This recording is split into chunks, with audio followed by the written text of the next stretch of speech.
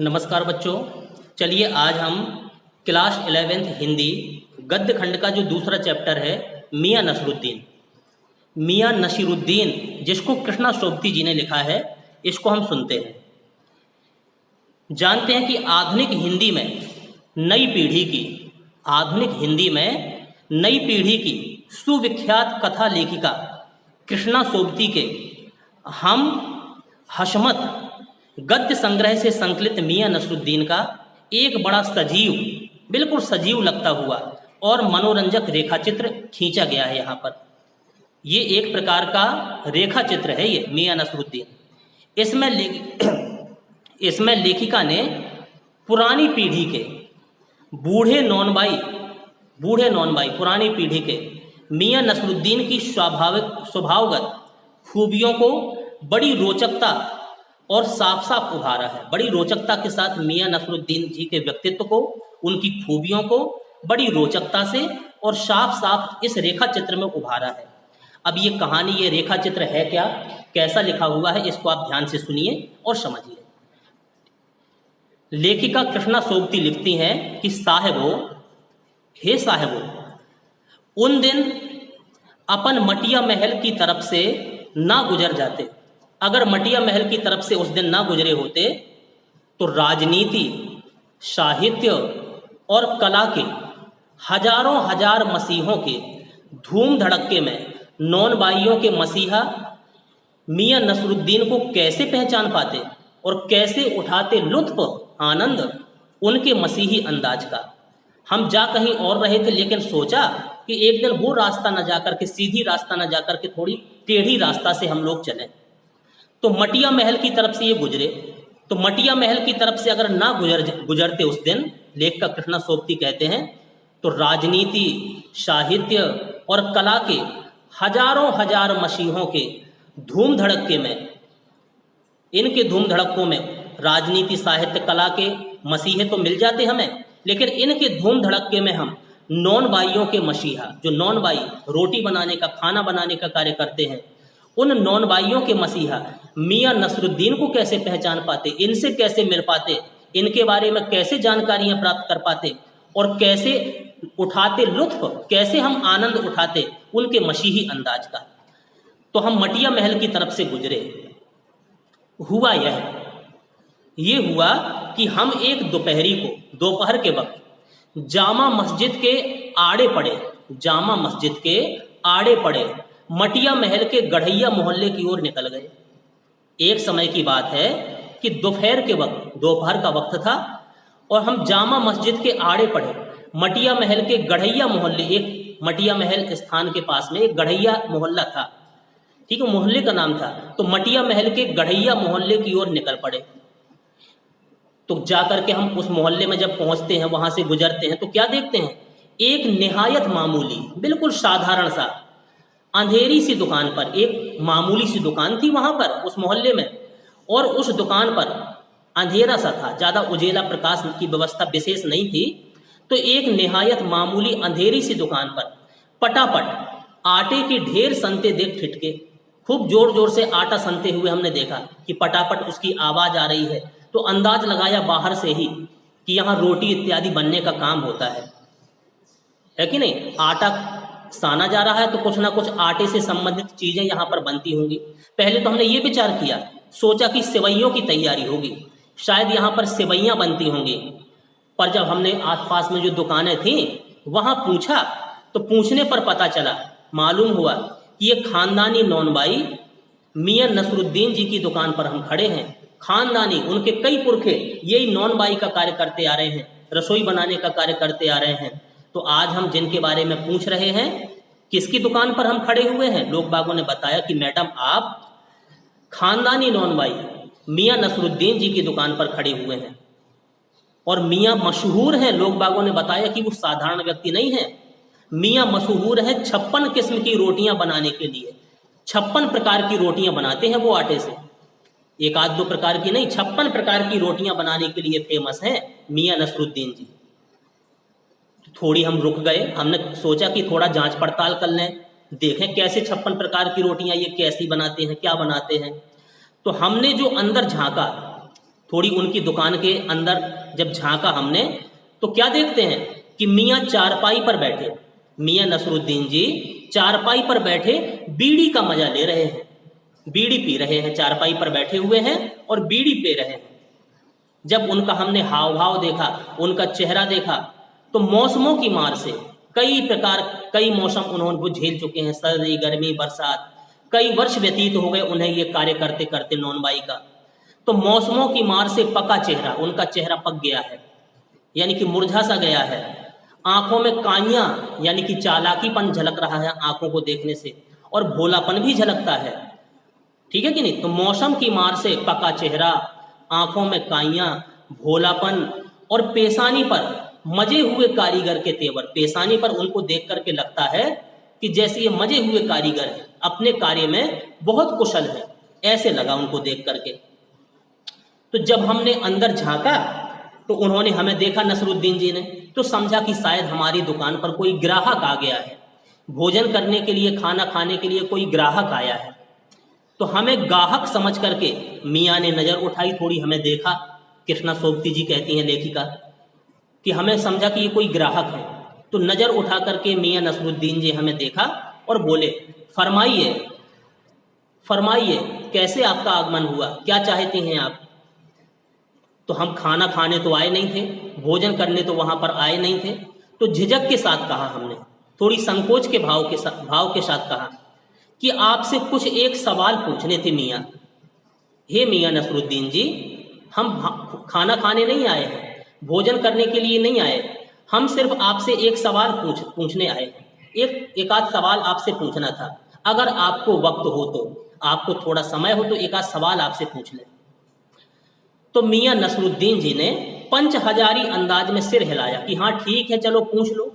सिर हिला दिया, निकाल लेंगे वक्त थोड़ा, वैसे वक्त तो मेरे पास नहीं रहता, लेकिन तुम सवाल पूछना चाहती हो तो चलो आपके लिए निकाल लेंगे थोड़ा सा वक्त। पर यह तो कहिए कि आपको पूछना क्या है, क्या पूछना चाहते हैं आप, क्या जानना चाहती हैं आप, बताइए। फिर घूर करके देखा और जोड़ा, फिर हमारी तरफ मियाँ नसरुद्दीन ने क्या किया, घूर करके हमारी तरफ देखा उन्होंने और जोड़ा, यानी कि हमसे प्रश्न खुद कर दिया उन्होंने कि मियाँ कहीं अखबार नवीस तो नहीं है आप, कोई खबर अबर तो नहीं ले जाने वाले कि पेपर में छापने वाली हो, अखबार नवीस तो नहीं है आप। यह तो खोजियों की खुरापात है, खोजियों की खुरापात है ये। हम तो, मियाँ नसरुद्दीन अपने आप बोलते जा रहे, अभी कृष्णा सोबती जी ने कोई प्रश्न नहीं किया, उन्होंने अंदाज लगाया कि आप अखबार नवीस तो नहीं है, फिर अपने आप में ही प्रश्न कर दिया, उत्तर दे दिया, यह तो खोजियों की खुरापात है। हम तो अखबार बनाने वाले और अखबार पढ़ने वाले, जो अखबार बनाते हैं और अखबार पढ़ते हैं, दोनों को ही निठल्ला समझते हैं कि बेकार के आदमी है ना, और कोई काम नहीं है। हाँ, कामकाजी आदमी को, जिसके पास बहुत सारा काम है, कामकाजी आदमी है, उसको इससे क्या काम, वो आपके अखबार नहीं पढ़ता है।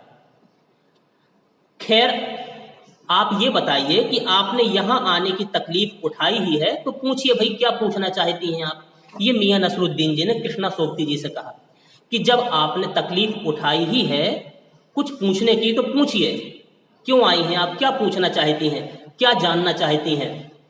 जब इतना नसरुद्दीन जी ने कहा तो कृष्णा सोबती जी की थोड़ी हिम्मत बढ़ गई। तो उन्होंने कहा कि पूछना यह था कि किस्म किस्म की, अभी हमने बाहर दुकान में सुना कि आप 56 प्रकार की रोटियां बनाने के लिए प्रसिद्ध हैं, 56 किस्म की रोटियां बना लेते हैं आप। तो पूछना यह था कि किस्म किस्म की रोटी पकाने का इल्म, इल्म माने होता है ज्ञान, है कि नहीं, इतने प्रकार की रोटी बनाने का इल्म आपने ज्ञान कहाँ से हासिल किया, किससे सीखा इतने प्रकार की रोटियां बनाना। तो जब ये प्रश्न कृष्णा सोबती जी ने किया तो मियाँ नसरुद्दीन जी ने आंखों के कंचे हम पर फेर दिए, यानी कि आंखों के कंचे, ये आई प्यूपिल जो होती है, पुतली होती है आंखों की, ये हमारी तरफ दृष्टि डाली, हमारी तरफ देखा, फिर तरेर कर बोले, थोड़ी ऊंची आवाज में बोलते हैं, क्या मतलब आपका, पूछिए साहब, कैसा प्रश्न आपने किया है, क्या मतलब साहब। नॉन बाई हैं हम, नॉन बाई रसोईया हैं हम, भोजन बनाने वाले। नॉन बाई इल्म लेने कहाँ जाएगा, कहीं और जाएगा क्या वो इल्म लेने, ज्ञान प्राप्त करने, सीखने, क्या नगीना साज के पास जाएगा नॉन बाई, क्या आईना साज के पास जाएगा नौनबाई ज्ञान प्राप्त करने? क्या मीना साज के पास जाएगा? या रफूगर, रंगरेज या तेली, तंबोली से सीखने जाएगा ये नौनबाई का काम? कहाँ जाएगा? आपको इतना भी पता नहीं। बताओ तो कैसा प्रश्न कर दिया आपने कि कहाँ से सीखा?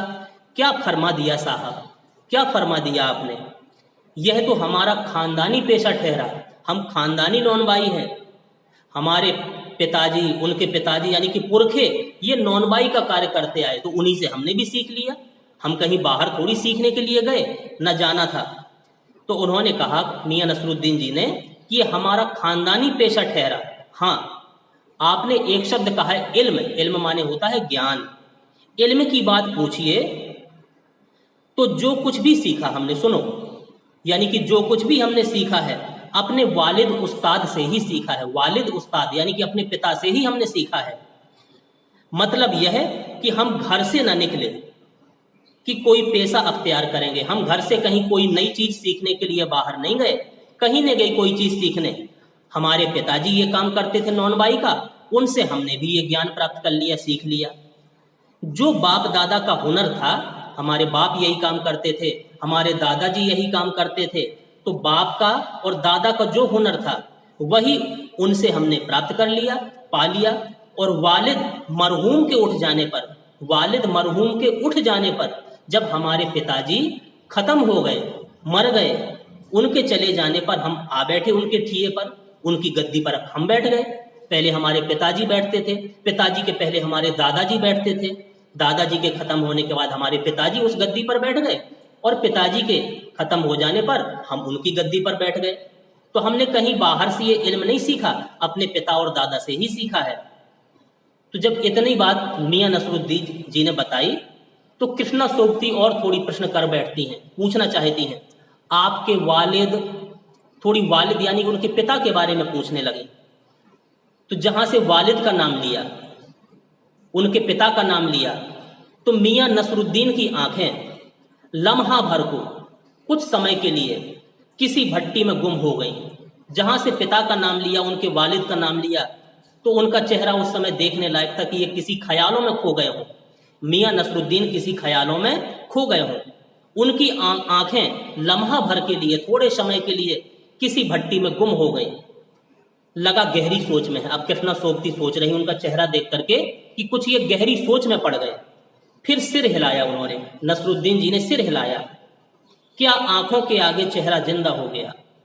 बोले कि हमारी आंखों के सामने अपने पिता का चेहरा जिंदा हो गया, अपने वालिद का चेहरा जिंदा हो गया। हाँ, हमारे वालिद साहिब मशहूर थे। हमारे जो वालिद थे, हमारे पिताजी थे, वो मशहूर थे, मियाँ बरकत शाही नौनबाई गढ़ैया वाले। हमारे पिताजी का नाम क्या था?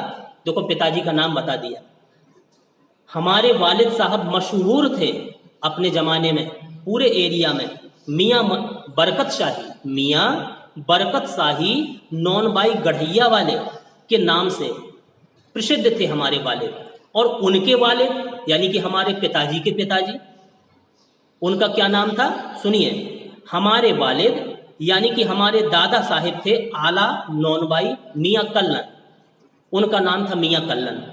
और इनका नाम था, इनके पिता का नाम था मियाँ बरकत शाही नौनबाई गढ़ैया वाले। और मियाँ नसरुद्दीन जी के दादा का नाम क्या बताया उन्होंने? दादा साहिब थे आला नौनबाई मियाँ कल्लन, कल्लन नाम था उनके दादाजी का। अब आगे लेखिका ने एक प्रश्न और कर दिया तब तक उनसे कि आपको इन दोनों में से, आपको इन दोनों में से किसी किसी की भी कोई नसीहत याद है जो आपको किसी प्रकार की उन्होंने शिक्षा दी हो? आपको इन दोनों में से किसी किसी की, कोई भी दोनों में से किसी की भी कोई नसीहत अगर याद हो, कोई उनका गुण अगर आपको याद हो, जो आपको शिक्षा दी हो, तो वो हमें बता दीजिए। ये कृष्णा सोबती जी ने प्रश्न किया कि उन्होंने क्या क्या सिखाया आपको। तो मियाँ नसरुद्दीन जी कहते हैं, अरे नसीहत काहे की मियाँ, नसीहत काहे की, काम करने से आती है नसीहत, नसीहतों से नहीं कि कोई ने सिखा दिया, बता दिया, सुबह हम सीख गए। खुद हमने प्रैक्टिस की, अभ्यास किया, तब आई नसीहत। ठीक है कि नहीं? वजह फरमाया है। पर यह तो बताइए ही बताइए कि जब आप इस काम पर लगे, अब कृष्णा सोबती जी ने देखिए एक प्रश्न और कर दिया। जब उन्होंने कहा कि नसीहत तो सीखने से आती है, तब कृष्णा सोबती जी ने मियां नसरुद्दीन जी से एक प्रश्न और कर दिया कि बजा फरमाया, ठीक फरमाते हैं आप कि हाँ सीखने से आता है कार्य, पर यह तो बताइए कि जब आप, अब उन्होंने भट्टी, जहाँ रोटी बनाने के लिए भट्टी बनी हुई थी उनकी, भट्टी की तरफ उंगली से इशारा किया कृष्णा सोबती जी ने, तो भट्टी की ओर इशारा किया कि जब आप इस काम पर लगे, यानी कि नॉनबाई के काम को आपने शुरू किया, इस भट्टी वाले काम को आपने शुरू किया, तो वालिद साहब ने सीख के तौर पर कुछ तो कहा होगा। जब आप इस काम में लगे होंगे तो कुछ ना कुछ थोड़ी बहुत शिक्षा तो आपके वालिद ने, आपके पिताजी ने आपको दी होगी।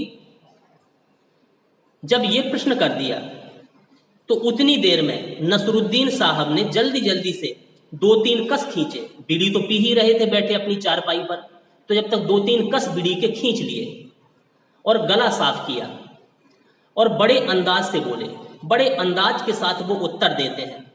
अगर आपको कुछ कहलवाना है तो बताए देते हैं, वैसे हम कुछ कहने के इच्छुक तो हैं नहीं, लेकिन आप कुछ कहलवाना चाहती ही हैं तो हम कहे देते हैं, बताए दिए देते हैं। आप जानो, समझ लीजिए, एक हम एग्जाम्पल देते हैं।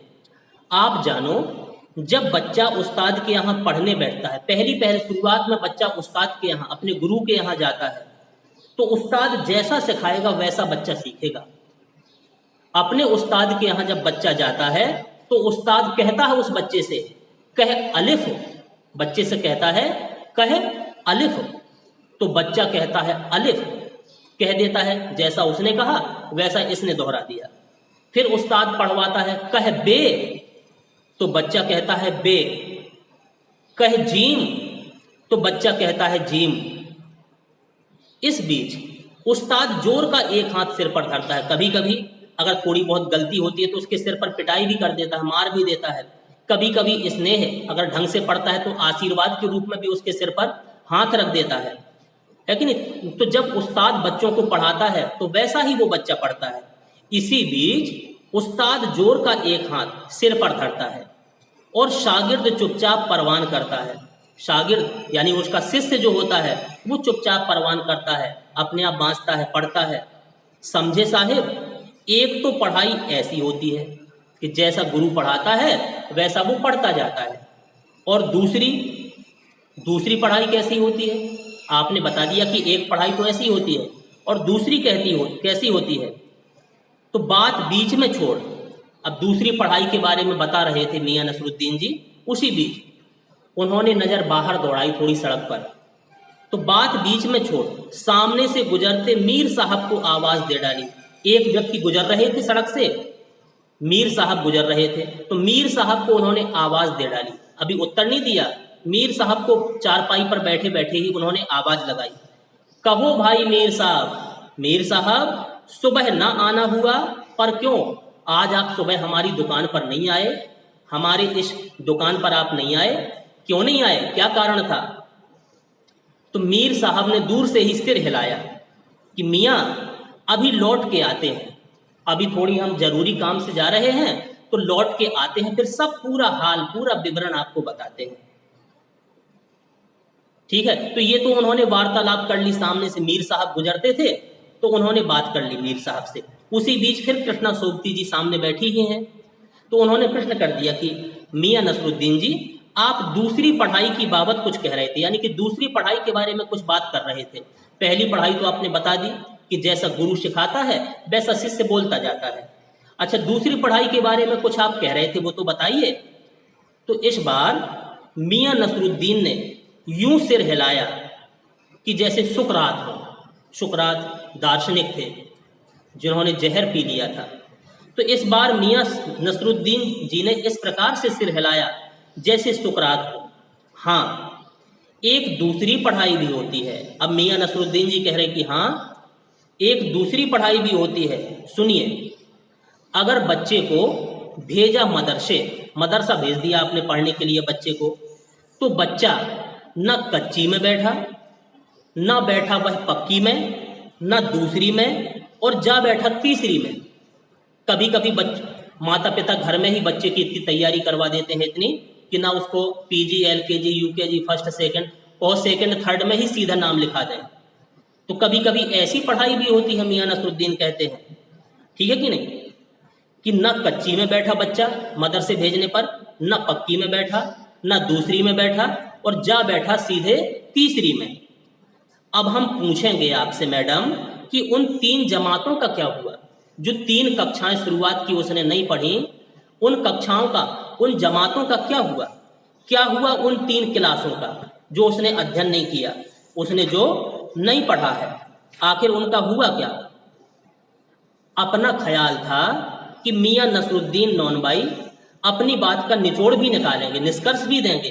कृष्णा सोबती बैठी बैठी सोच रही थी कि ये निष्कर्ष निकालेंगे कि मियां नसरुद्दीन नौनबाई अपनी बात का निचोड़ भी निकालेंगे, पर वह हम ही पर दागते रहे कि बताओ क्या हुआ उन 3 क्लासों का, बताओ, उत्तर दो आप ही बताइए उन 2-3 जमातों का क्या हुआ। ये कृष्णा सोबती ने कहा कि भाई मेरी तो समझ से बाहर है कि उन 3 क्लासों का क्या हुआ जो उसने नहीं पढ़ा, आप ही बताइए। यह बात मेरी समझ के तो बाहर है, मैं नहीं बता पाऊंगी इस बात के। इस बार शाही नौनबाई मियां कल्लन के पोते, अब कल्लन मियां कल्लन के पोते ही तो हुए ये नसरुद्दीन जी, अपने बचे खुचे दांतों से खिलखिला करके हंस दिए जब उन्होंने कहा कि आप ही बताइए कि उन 3 क्लासों का क्या हुआ। तो वो भी बुढ़ापा आ गया था उनका, मियां नसरुद्दीन जी का। तो मियां कल्लन के पोते जो नसरुद्दीन जी ये थे, काफी दांत इनके टूट गए थे, कुछ दांत बचे हुए थे। तो बचे खुचे दांतों से खिलखिला करके उनकी बात को सुन करके वो हंस दिए। मतलब मेरा क्या साफ ना था? क्या मैंने सही प्रश्न नहीं किया था? लो साहिबो, अभी साफ हुआ जाता है। जरा सी देर को मान लीजिए, एक प्रश्न कर दिया कि जरा सी देर को मान लीजिए हम बर्तन धोना ना सीखते, अगर हम बर्तन धोना ना सीखते, हम भट्टी बनाना ना सीखते, भट्टी को आंच देना ना सीखते, तो क्या हम सीधे सीधे नौनबाई का हुनर सीख जाते? मियां नसरुद्दीन हमारी ओर कुछ ऐसे देखे कि उन्हें हमसे जवाब पाना हो, ऐसे लगता था उन्होंने ऐसे प्रश्न किया कि जैसे वो हमसे जवाब पाना चाहते हो कि हम उनके प्रश्न का उत्तर दें। फिर क्या होता है? फिर बड़े ही मजे अंदाज में उन्होंने कहा, कहने का मतलब साहिब यह है कि तालीम की तालीम भी बड़ी चीज होती है, तालीम की तालीम, शिक्षा पर भी शिक्षा, यानी कि हम सीख गए हैं फिर भी कुछ सीखना चाहते हैं, यानी कि हम होशियार होने के बावजूद भी बहुत कुछ सीखना चाहते हैं, फिर भी इंसान में बहुत सारी कमियां होती हैं। सिर हिलाया, है साहिब, माना कि नहीं, तालीम की तालीम भी बहुत बड़ी चीज है, घर से सीख करके आए फिर भी हमें सीखना है। मियां नसरुद्दीन जोश में आ गया, हमने ना लगाया होता खोमचा तो क्या आज यहां बैठे होते? अगर हमने छोटी छोटी बातें ना सीखी होती, छोटे छोटे से कार्य करना इस भट्टी के पहले ना सीखे होते, तो सीधे क्या हम गद्दी पर बैठ जाते? भट्टी को हमने आंच देना सीखा, जलाना सीखा, आटा मारना सीखा, सारे छोटे छोटे काम सीखे, तब हम ये प्रसिद्ध नौनबाई हुए, ठीक है कि नहीं? तो अपने खानदानी नौनबाई होने का जिक्र किया उन्होंने। क्या यहाँ और भी नौनबाई हैं? कृष्णा सोबती जी ने कहा कि यहाँ पर क्या और भी कुछ नौनबाई हैं? तो मियाँ ने घूरा, बड़ी तेजी से हमारी तरफ देखा। बहुतेरे हैं, बहुत सारे हैं, पर खानदानी नहीं है। सुनिए, दिमाग में चक्कर काट गई बात। हमारे बुजुर्गों ने बादशाह सलामत से यूं कहा था एक बार, हमारे जो बुजुर्ग थे, पूर्वज थे, नौनबाई ही थे वो लोग, तो बादशाह सलामत से यूं कहा था कि मियां नौनबाई कोई नई चीज खिला सकते हो।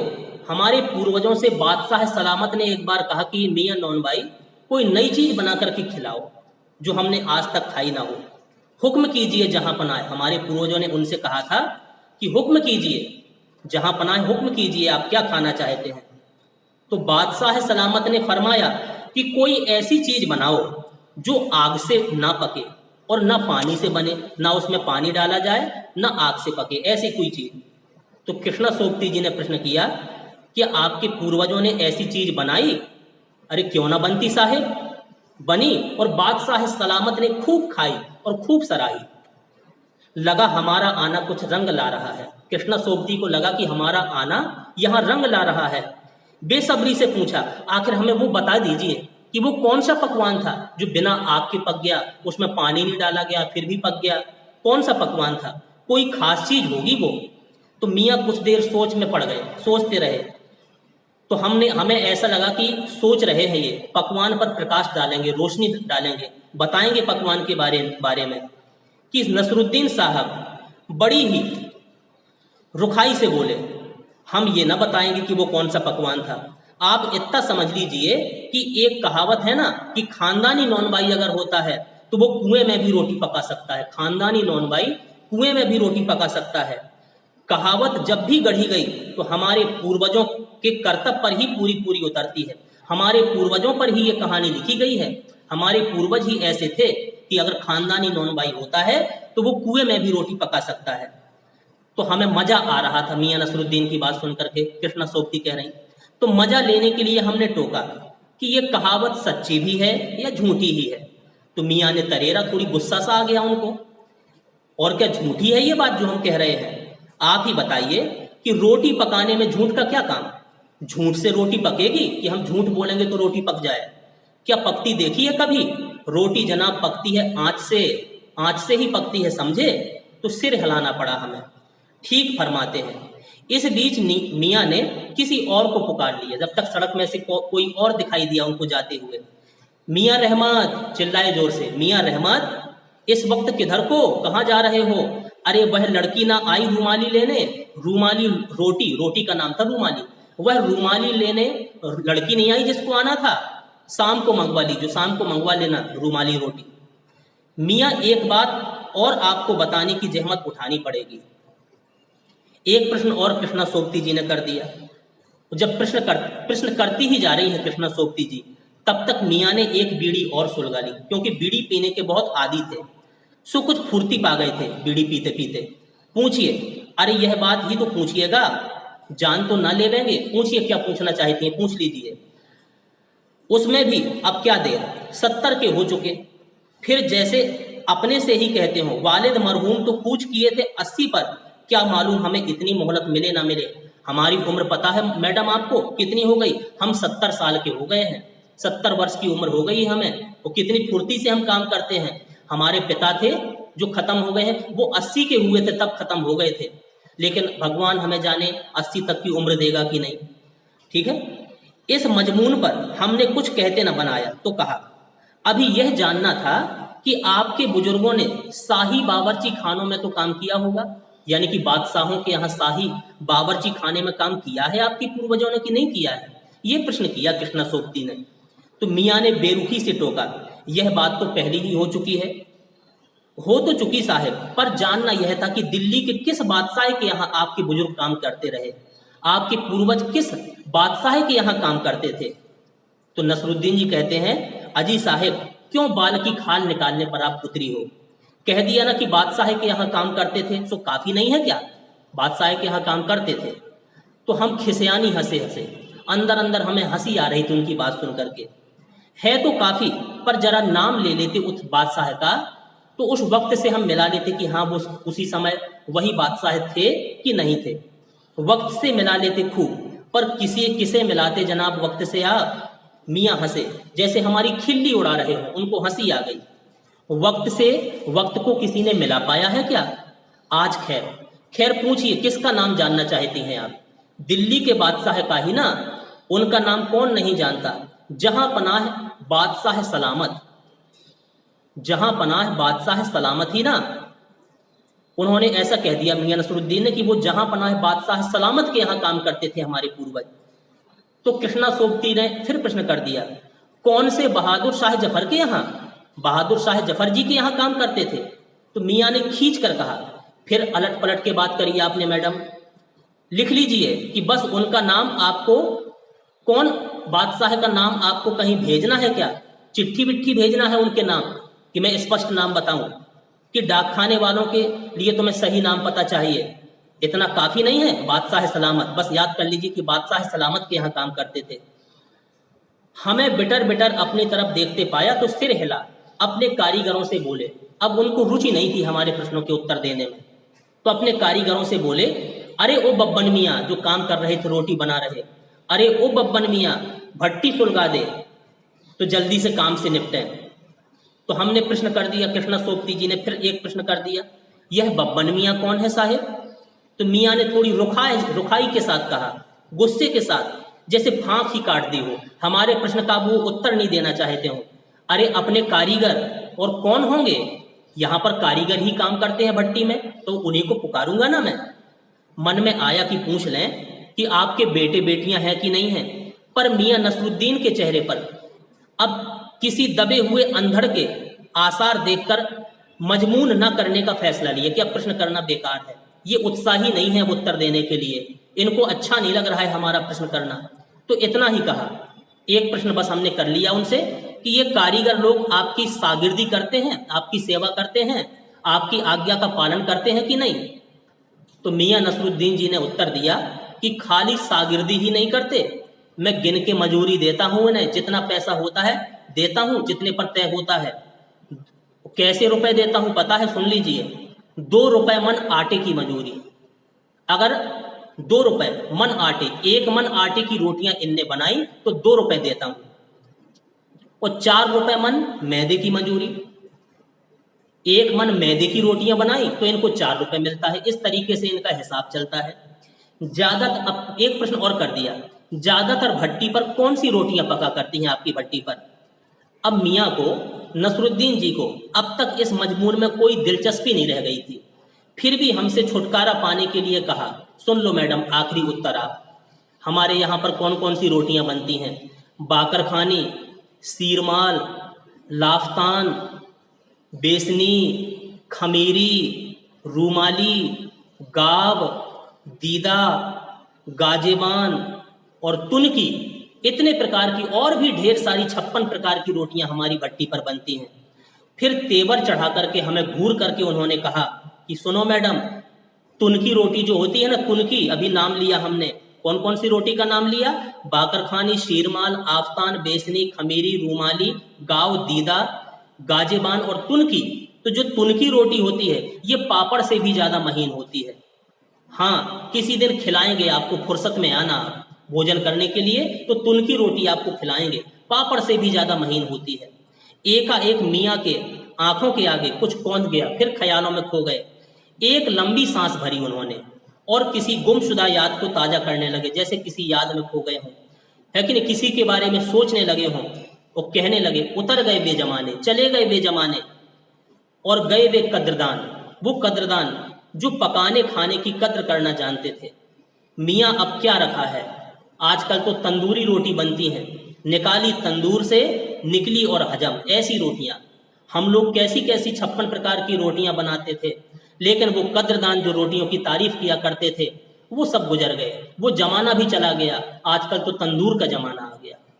तो ये छोटा सा कथानक, छोटा सा रेखा चित्र था मियाँ नसरुद्दीन जी का, जो कृष्णा सोबती जी ने लिखा है। तो शायद संभवतः ये पाठ आपको समझ में आ गया होगा, है कि नहीं। 56 प्रकार की रोटियां बनाने में फेमस थे, इसलिए नौनबाइयों के मसीहा कहे जाते थे मियाँ नसरुद्दीन जी, है कि नहीं। मियाँ नसरुद्दीन साधारण नौनबाई नहीं थे, खानदानी नौनबाई थे।